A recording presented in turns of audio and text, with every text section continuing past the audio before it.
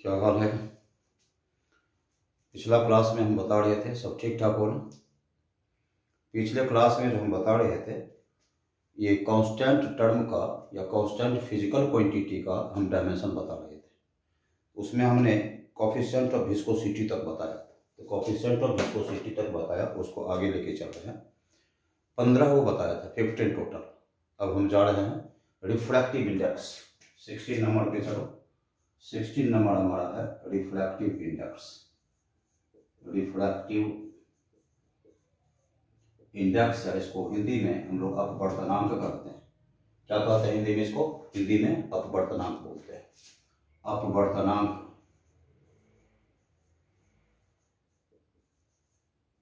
देखिए, इसको म्यू से सूचित करते हैं, म्यू से डिनोट करते हैं। और ये क्या होता है?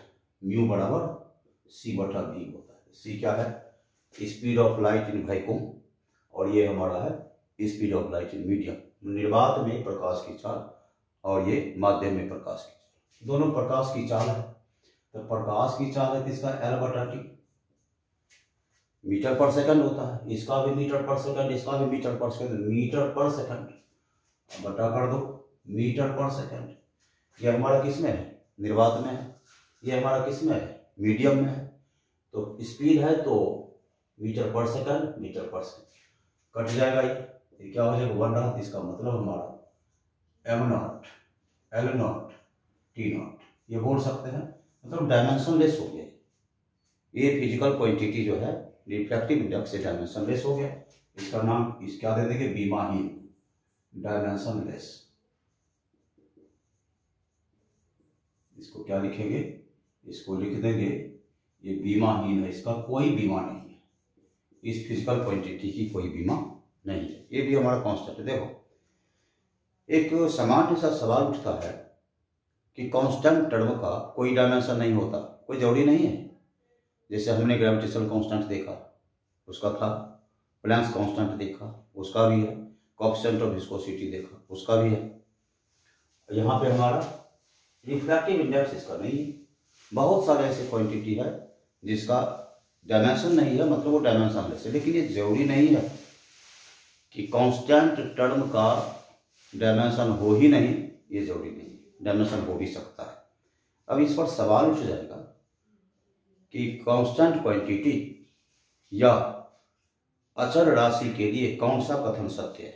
Which of the following statement is true for constant quantity? Constant physical quantity के लिए कौन सा कथन सत्य है? पहला, इसका डायमेंशन नहीं होता है। समझना इस चीज को क्या बोल रहे हैं। इसका डायमेंशन नहीं होता। दूसरा, इसका डायमेंशन हो सकता है। तीसरा, उपर्युक्त दोनों। चौथा, नन ऑफ दीज।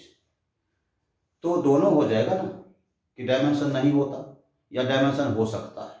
दोनों कांस्टेंट क्वांटिटी का डायमेंशन नहीं भी हो सकता है और डायमेंशन हो भी सकता है। तो जाहिर सी बात है ना कि हमने क्या करना दिखाया मैंने कि रिफ्रैक्टिव इंडेक्स। रिफ्रैक्टिव इंडेक्स मतलब अपवर्तनांक सी बटा वी है। सी हमारा स्पीड है, तो मीटर पर सेकंड, ये मीटर पर सेकंड, ये कैंसिल हुआ। तो हमारा am not, L not, T not, कोई डायमेंशन ही नहीं है। 1 इसका वैल्यू है। ये हमारा डायमेंशन लेस हो गया। क्लियर हुआ? नेक्स्ट चल रहे हैं 17 नंबर पे चल रहा है। 17 नंबर 17 नंबर में हम चल रहे हैं। जैसे हमारा एक यूनिवर्सल गैस कांस्टेंट होता है, वो भी हमारा कांस्टेंट है, यूनिवर्सल गैस कांस्टेंट। ध्यान दीजिएगा, ये हमारा क्या है? तो सीधा गैस कांस्टेंट दो, आइडियल गैस कांस्टेंट दे दीजिए। आइडियल, कहीं यूनिवर्सल लिखा रहता है, कहीं आइडियल लिखा रहता है। आइडियल गैस कांस्टेंट, इसको हम लोग आर से डिनोट करते हैं। आइडियल गैस कांस्टेंट, आदर्श गैस नियतांक। इसको क्या बोलेंगे हम? इसको बोलेंगे आदर्श गैस नियतांक। अब देखना है, ये भी कांस्टेंट हुआ, तो पीवी बराबर एनआरटी होता है। आइडियल गैस इक्वेशन, आदर्श गैस समीकरण क्या है हमारा? ये हमारा है PV equal to NRT. N number of moles है। और वहां पे चलिए, जो पहला हमने बताया फंडामेंटल फिजिकल क्वांटिटी में मोल का हमने डायमेंशन मोल लिखा था MOL। यदि याद होगा, नहीं तो पीछे देख लीजिएगा वीडियो में, उसमें दिया हुआ है कि अमाउंट ऑफ सब्सटेंस पदार्थ की मात्रा का यूनिट मोल होता है। और मोल का डायमेंशन क्या था, MOL हमने लिखा था, उसको देखना। तो P ग्राफ एनर्जी है, P क्या है हमारा, ये प्रेशर है, यहाँ पे P क्या है, P देखिए ये हमारा दबाव है, प्रेशर है, और ये क्या है, ये हमारा वॉल्यूम है, ये क्या है, N नंबर ऑफ मोल्स, यहाँ लिख देते हैं N हमारा नंबर ऑफ मोल्स, मोलों की संख्या है, नंबर ऑफ मोल्स, यहाँ लिख देंगे मोलों की संख्या।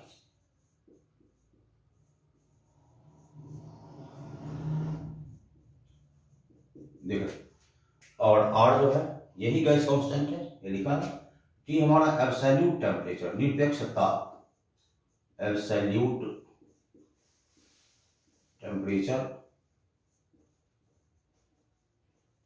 इसको बोलेंगे निरपेक्ष ताप। ये आगे जाके पढ़ाएंगे कि निरपेक्ष ताप क्या होता है, हीट चैप्टर में है। अभी इसको देखना है, फिजिकल क्वांटिटी के बारे में भी जानना है। आइडियल गैस कांस्टेंट का हमको डायमेंशन निकालना है R का। तो आइडियल गैस इक्वेशन हमारा आदर्श गैस समीकरण है, PV बराबर एनर्जी, P क्या है, प्रेशर है, V क्या है, वॉल्यूम है, N क्या है, मोलों की संख्या, नंबर ऑफ मोल्स है, R गैस कांस्टेंट है, T क्या है, टेम्परेचर, एब्सोल्यूट टेम्परेचर। यहां से यदि T निकालते हैं तो T बराबर क्या होगा, PV बटा ये NR हो जाएगा, क्लियर। PV, सॉरी एक मिनट, हमको R निकालना है, R बराबर क्या होगा हमारा, PV बटा NT हो जाएगा, क्लियर। प्रेशर, प्रेशर क्या होता है, फोर्स बाय एरिया, इसके पहले मैंने बताया है, इसको क्या लिखेंगे, फोर्स बटा एरिया गुना ये वॉल्यूम है, वॉल्यूम मीटर क्यूब या क्यूबिक मीटर, इसको हम लोग क्या लिख सकते हैं, क्यूबिक मीटर है तो इसको मीटर क्यूब दे दीजिए, और नीचे यहाँ पे N है तो ये मोल होगा, N को क्या लिखेंगे, मोल लिखेंगे, तो इसका केल्विन होता है, क्या होता है, केल्विन। फिर से ध्यान से देखना, ये हमारा क्या है, प्रेशर का फोर्स बटा एरिया, वॉल्यूम क्या है, मीटर क्यूब, क्यूबिक मीटर आयतन, और N क्या है, नंबर ऑफ मोल्स, इसका मोल होता है MOLE, और T क्या है, केल्विन हमारा है। तो इसका हम डायमेंशन की तरफ चल जाते हैं। ये हमारा फोर्स व एरिया है, तो फोर्स व एरिया है तो इसका देखिए, या तो डायरेक्ट मीटर स्क्वायर लिख देते हैं तो कट जाएगा, फोर्स व एरिया में मीटर क्यूब करेंगे तो मीटर स्क्वायर, ध्यान देना। यदि हमें अलग से लिखे हैं, F का लिखिए दो यहाँ पे, ये लिखेंगे ML-T-2 बटा एरिया का लिखिए ये L square into metre cube है, इसको L क्यूब लिखिए, बाय यहाँ पे मोल है तो मोल का MOL होता है, और ये हमारा केल्विन है, इसका K या थीटा, K लिखते हैं या थीटा लिखते हैं, इसको समाप्त कीजिए, ये खत्म हो गया, ठीक है।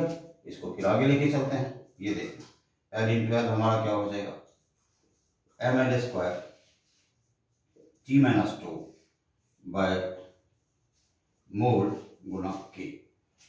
डायमेंशन की बात कर रहे हैं, देखिए यहाँ L स्क्वायर सेल क्यूब L टाइम्स कटेगा, ML-T-2 L square T-2 mole into kelvin. ये थोड़ा आगे जाएगा, ये हमारा हो जाएगा ML स्क्वायर T-2 K-1 और मोल -1, यही इसका डायमेंशन हो जाएगा। फिर से ध्यान दीजिए, यहाँ हमारा ML-T-2 गुना L इंटू L स्क्वायर होगा, T-2 है दे दिया, मोल इंटू केल्विन, K दो या थीटा दो, अपनी इच्छा है। ये क्या हो गया हमारा ML स्क्वायर T-2 K-1 मोल -1, या यहाँ पे हम लोग थीटा-1 भी दे सकते हैं, इस जगह पे थीटा-1 भी दिया जा सकता है, अपनी इच्छा। इसको नोट्स बना लीजिए, इसको देखिए,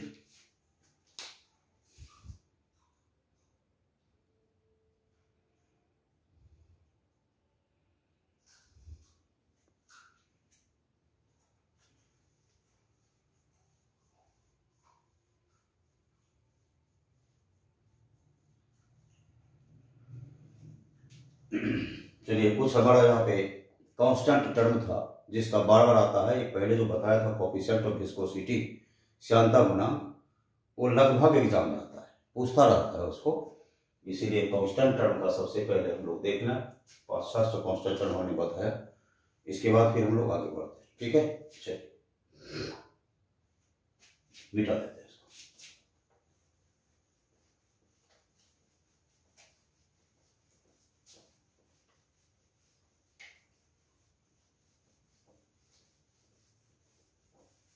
देखिए यहाँ पे एक बात तो सामने आई है कि यदि हमको फार्मूला पता है, फिजिकल क्वांटिटी या भौतिक राशि के फार्मूला के बारे में हमको पता है, तो हम आसानी से बनाते जाएंगे, अंत ही नहीं होगा, इसकी कोई सीमा नहीं है। लेकिन हम जो आपको बता रहे हैं ये डिफरेंट एग्जाम्स में लगभग उतना बता देंगे, उससे बाहर नहीं जाता है। और डिफरेंट एग्जाम्स मैंने देखा, उससे बाहर कभी नहीं जाता है। चलिए अगला लिखा, एक टेम्परेचर ग्रेडियंट आएगा। 18 नंबर की बात कर रहे हैं। कांस्टेंट टर्म हो गया है, और टेम्परेचर ग्रेडियंट ये होगा हमारा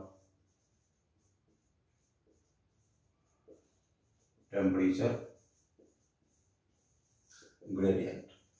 इसको हम लोग ताप प्रवणता कहते हैं, इसकी हिंदी है ताप प्रवणता। ये जो होता है ना ताप प्रवणता, डेल्टा टी बटा डेल्टा एक्स। एक चीज हरदम ध्यान में रखना, जब भी प्रवणता शब्द या ग्रेडियंट आए तो पर यूनिट डिस्टेंस ले लेना। जब भी कहीं भी वेग प्रवणता है या फिर तुम्हारा टेम्परेचर ग्रेडियंट ताप प्रवणता है, कुछ भी जैसे वेग प्रवणता, तो डेल्टा वी बटा डेल्टा एक्स कर देंगे। जब भी प्रवणता की बात आई, जब भी ग्रेडियंट की बात आई, तो पर यूनिट डिस्टेंस के रेस्पेक्ट, मान लो वेग प्रवणता की बात करें, ये लिख देंगे del V by del X. ये हमारा वेग प्रवणता हो जाएगा, delta V by delta X. तो प्रवणता मैंने क्या बोला कि प्रवणता वर्ड यदि आता है, शब्द आता है, उसमें पर यूनिट डिस्टेंस दे देंगे। चलिए देखिए भैया, इसका क्या होगा हमारा, देखिए ये है केल्विन और ये एल है हमारा, डिस्टेंस है ना, ये टेम्परेचर है, ये क्या हमारा टेम्परेचर है, ये क्या हमारा, ये हमारा डिस्टेंस है, दूरी, ये टेम्परेचर। टेम्परेचर का डायमेंशन क्या होता है, टेम्परेचर का मैंने बताया है, के लिखो या एल लिखो। यहाँ पे लिखेंगे के बटा एल, इसको क्या लिखेंगे के एल माइनस 1, ये हो जाएगा। या इसी को हम लोग लिख सकते हैं थीटा एल माइनस 1, जो मन करे, क्योंकि हम टेम्परेचर को थीटा से भी करते हैं, उसका डायमेंशन थीटा भी लेते हैं, या उसका डायमेंशन हम लोग के भी लेते हैं। ये हो गया हमारा टेम्परेचर ग्रेडियंट। क्लियर? चलिए इसके बाद कुछ और आगे बढ़ो। चलिए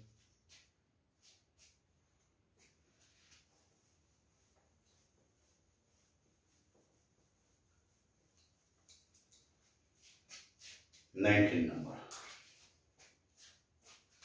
चलिए 19 पे हम स्ट्रेस की बात करते हैं। स्ट्रेस प्रतिबल, स्ट्रेस बोल रहे हैं, और स्ट्रेस को हम लोग प्रतिबल हिंदी में कहते हैं। ये हमारा प्रतिबल,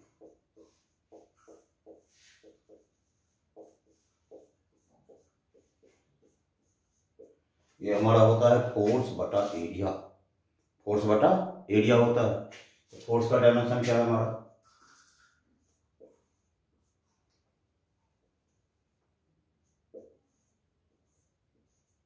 मैंने पढ़ाया है, तुमको बताया है कि फोर्स होता है mLT माइनस 2 और एरिया का एल स्क्वायर। कैंसिल कीजिए, ये क्या हो जाएगा हमारा, ये हो जाएगा mL माइनस 1 T माइनस 2। देखिए mL माइनस 1 T माइनस 2, तो फोर्स है mLT माइनस 2, तो यहाँ एरिया है एल स्क्वायर, कैंसिल हो गया वन टाइम, तो mL माइनस 1 T माइनस 2, ये हमारा स्ट्रेस का यूनिट हो गया। चलिए एक 20 नंबर सकते हैं स्ट्रेंथ। चलिए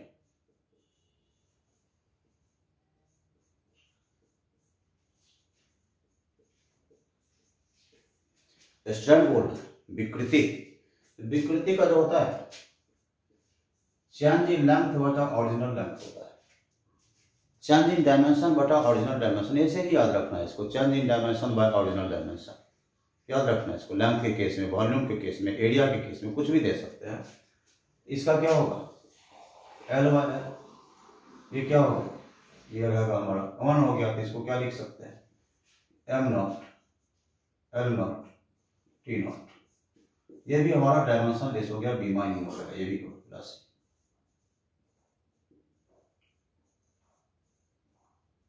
डायमेंशन लेस हो गया, देख रहे हैं यहाँ पे बहुत। देखो स्ट्रेन हमारा क्या हुआ delta L by, change in dimension, dimension में परिवर्तन बटा मूल डायमेंशन गुण बीमा, तो यहाँ देखिए L बटा L, यहाँ हमारा 1 हुआ, ये क्या हो डायमेंशनलेस हो गया हमारा, ये हमारा विकृति है।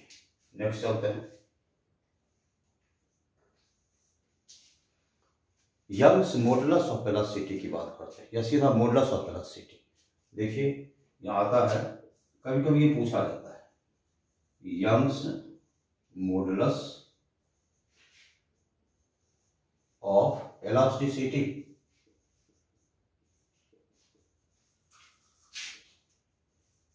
यंग प्रत्यास्था गुणांक।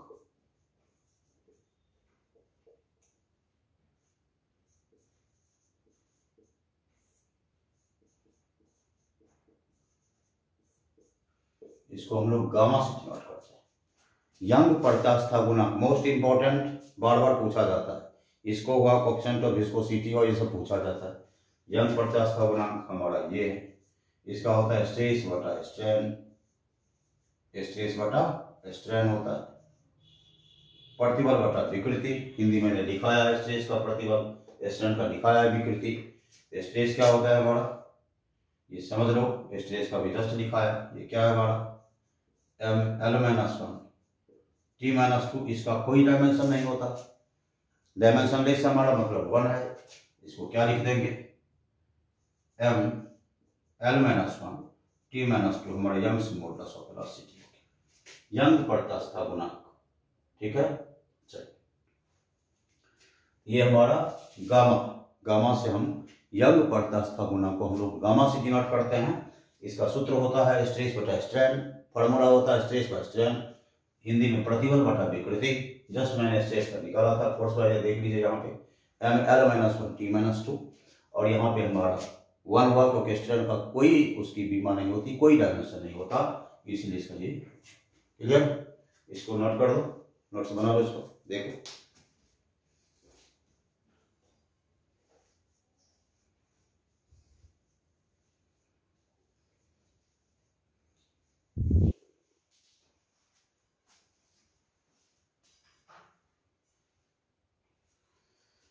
चलिए मिटाओ इसको।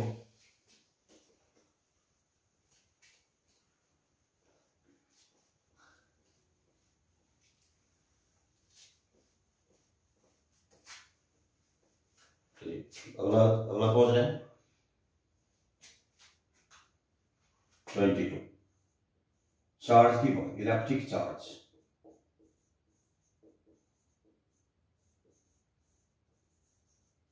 इसको हम लोग विद्युतीय आवेश कहते हैं या सिंपली आवेश बोलते हैं, जो इच्छा करे विद्युतीय आवेश बोले या सिंपली आवेश बोले, जो मन करे।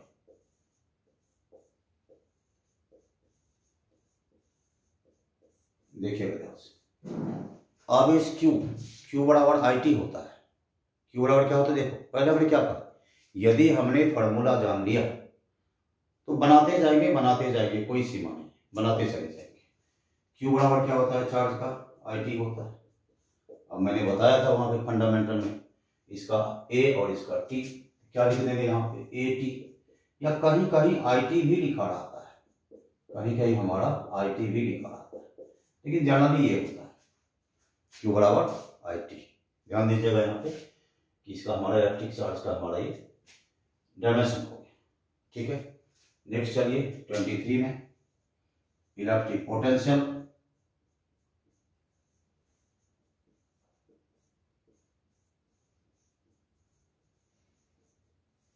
विद्युतीय विभव या विद्युत विभव, जो भी लिखने का मान हो,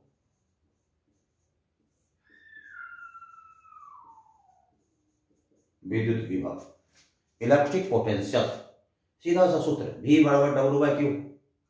इलेक्ट्रिक पोटेंशियल का सूत्र क्या होता है, देखिए work done by time, work done by charge.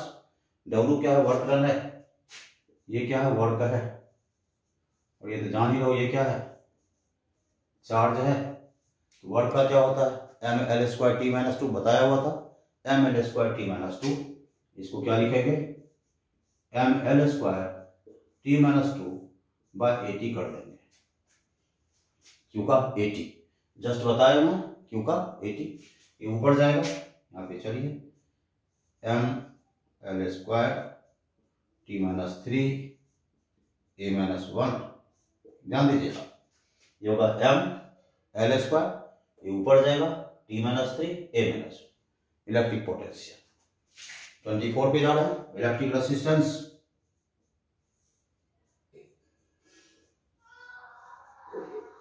Electric resistance विद्युत प्रतिरोध, इसको क्या लिखेंगे, इसको लिखेंगे हम विद्युत प्रतिरोध।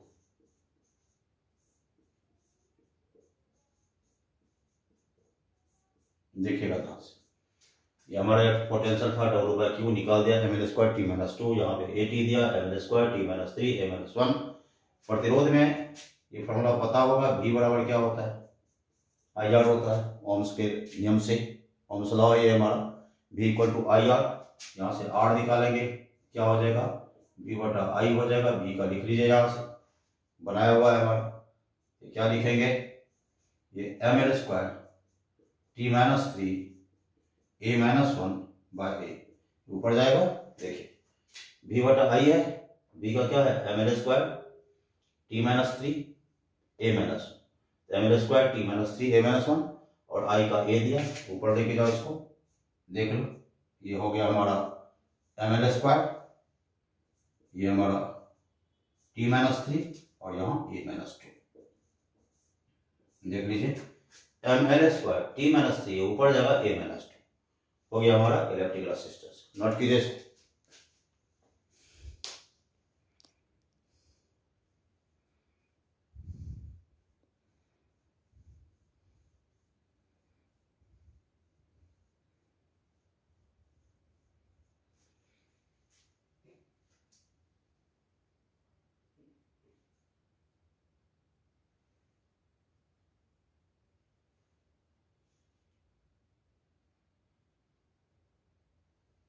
चलिए मिटाएं इसको।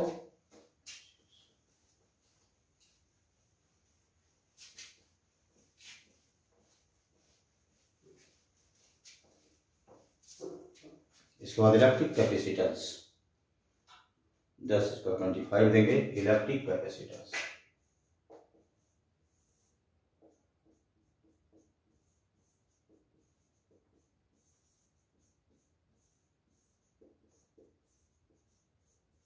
इसको विद्युत धारिता, क्या बोलते हैं इसको, विद्युत धारिता।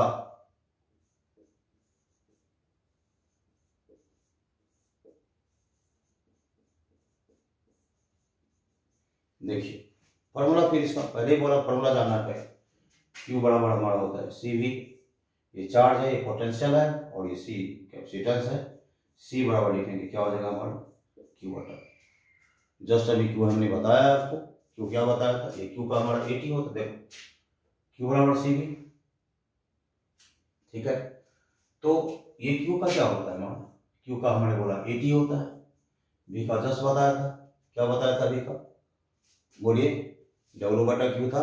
V का क्या था, W बटा, ये डायरेक्ट भी निकालते थे, बन जाएगा हमारा। मान लो कि हमको पता नहीं है, हो सकता है हमको ये नहीं पता हो, हम भूल गए, मान लो पता नहीं है, इसका तरीका अपना, मान लो हमको पता नहीं है कि डायरेक्ट पीछे वाला V हमको याद नहीं रहा है, हम कंसेप्ट से बनाते हैं, याद नहीं रहता, लिखिए Q लिखो, इसको क्या करोगे, W बटा Q कर दो, क्योंकि V बराबर क्या होता है W बटा। मान लो कि हमको भूल गए, V याद नहीं रहा, हमको याद नहीं रहा था Q, यहाँ V को W बटा Q, या याद है डायरेक्ट लिख दें, जो भी हमारा था ml स्क्वायर टी माइनस 2 और टी माइनस 3 ए माइनस 2 कुछ भी था रख देंगे यहाँ पे। लेकिन मान लो वो हम भूल गए, V W बाई Q ऊपर जाएगा, क्या लिखिएगा इसको, Q स्क्वायर, यहाँ पे क्या W Q क्या है हमारा चार्ज है, इसका क्या होता है, ये हमारा होता है AT स्क्वायर। यहाँ पे क्या कीजिएगा, ml स्क्वायर टी माइनस 2। देखो ध्यान से, ये क्या होगा हमारा, ये होगा हमारा A स्क्वायर टी स्क्वायर, ये चलो ये होगा ml स्क्वायर टी माइनस 2, ये ऊपर लेके जा रहा है, यहाँ होगा हमारा m माइनस 1, फिर लिखेंगे l माइनस 2, फिर लिखेंगे t पर 4, फिर लिखेंगे A स्क्वायर। यही इलेक्ट्रिक कैपेसिटेंस का डायमेंशन।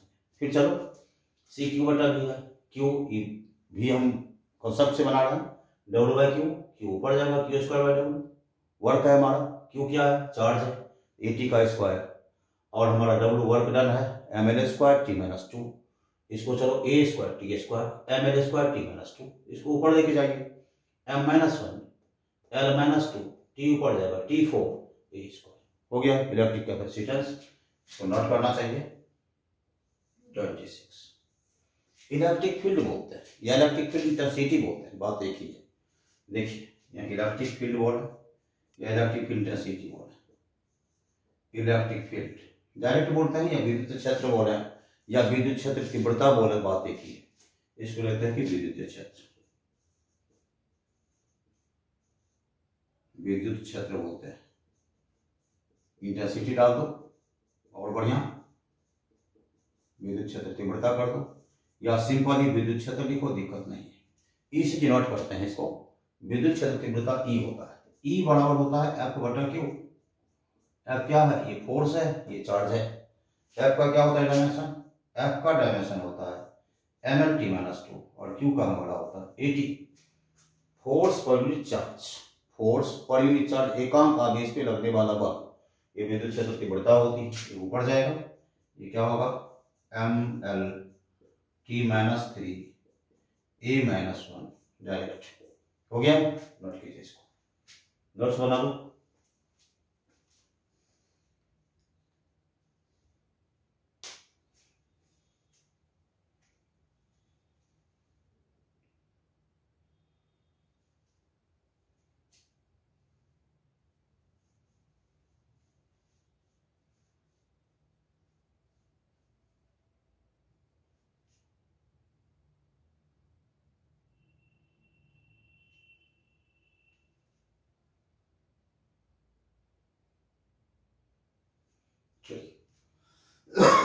हो गया ये, आगे चले तो इसको आराम से बना लेना है। आगे चलते हैं, फार्मूला पता होना चाहिए।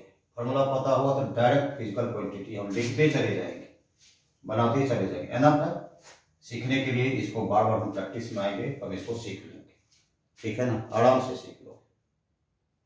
चलो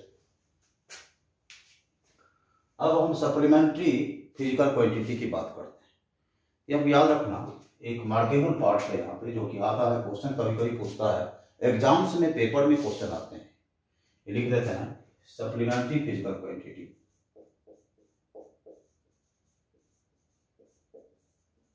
supplementary physical quantities have units but no dimension, have units but no dimension।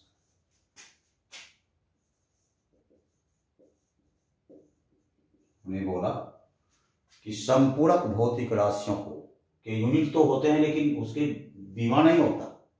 बोलोगे सर इस पर कैसा सवाल आता है? जस्ट बता, इसके लिख देंगे हम संपूरक भौतिक राशियों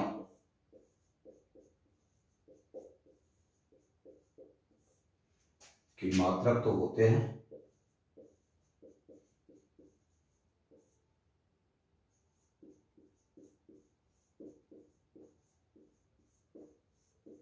लेकिन बीमाएं नहीं होती, लेकिन बीमाएं नहीं होती।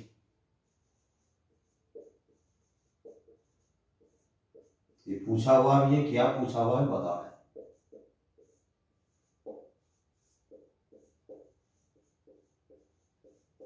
अब देखो बहुत ही कंसेप्चुअल पार्ट है। यहां लिखा कि supplementary physical quantities have units but no dimensions. संपूरक भौतिक राशियों के मात्रक तो होते हैं लेकिन बीमाएं नहीं होती उसकी। अब क्वेश्चन देगा कि कौन सा physical quantity, which of the following physical quantities have units but no dimension. अब देखिएगा हमने क्या लिखा, व्हिच ऑफ द, कौन सी भौतिक राशि है जिसकी बीमाएं तो होती है, सॉरी जिसके मात्रक तो होते हैं, यूनिट तो होते हैं लेकिन डायमेंशन नहीं होते। दे दिया इसका, देखिए ये तो जान ही रहो कि हमारा यदि इसका एंगल है और हमारा प्लेन एंगल और सॉलिड एंगल है, इसका हमारा क्या है प्लेन एंगल है। प्लेन एंगल मतलब सिंपल कोण की बात करते हैं, तल कोण की बात करते हैं, तो जान ही लो कि इसको रेडियन में नापते हैं। यूनिट तो है। फिर हम सॉलिड एंगल या ठोस कोण कहते हैं। सॉलिड एंगल इसको क्या बोलते हैं? घन कोण बोलते हैं या ठोस कोण बोलते हैं, पढ़ाए हुए हैं। इसको हम लोग क्या कहते हैं? एस्टेरेडियन बोलते हैं। यूनिट तो है दोनों के पास, लेकिन इसका डायमेंशन नहीं। हमने अभी क्वेश्चन क्या बोला?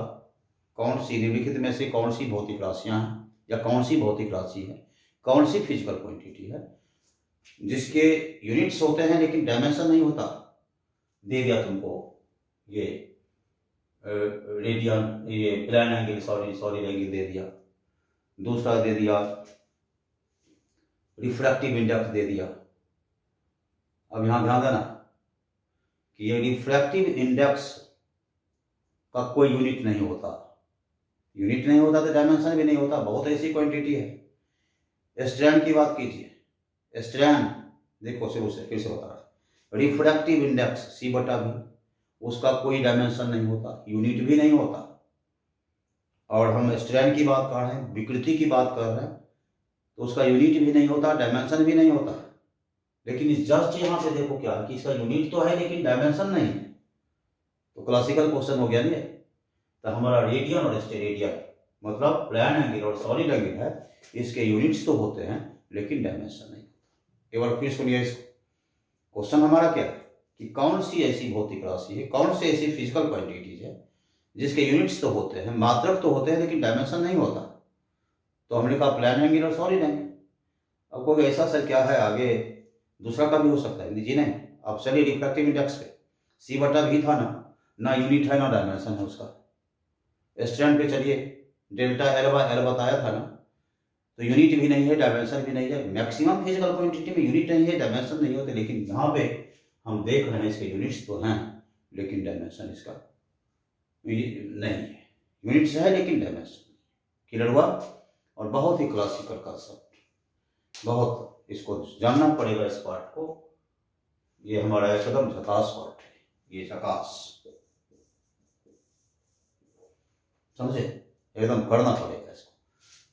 तो हमने यूनिट्स बता दिया, इसके सराउंड्स घूमते रहिए और सवाल ही पैदा नहीं होता कि नहीं बनेगा। इतना आपने कमांड कर दिया तो आपको दिक्कत नहीं होगी। और इसमें एक ही चीज़ देखना है, एक ही चीज़ देखना है कि फिजिकल क्वांटिटीज जो है उसका यदि हमको फार्मूला आता है, उसका सूत्र आता है, तो हम बनाते चले जाएंगे, इसकी कोई सीमा नहीं।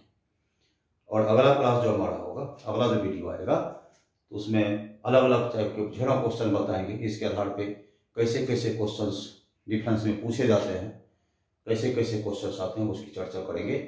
और आज के लिए इतना ही रहेगा। ठीक है, ओके, ऑल द बेस्ट।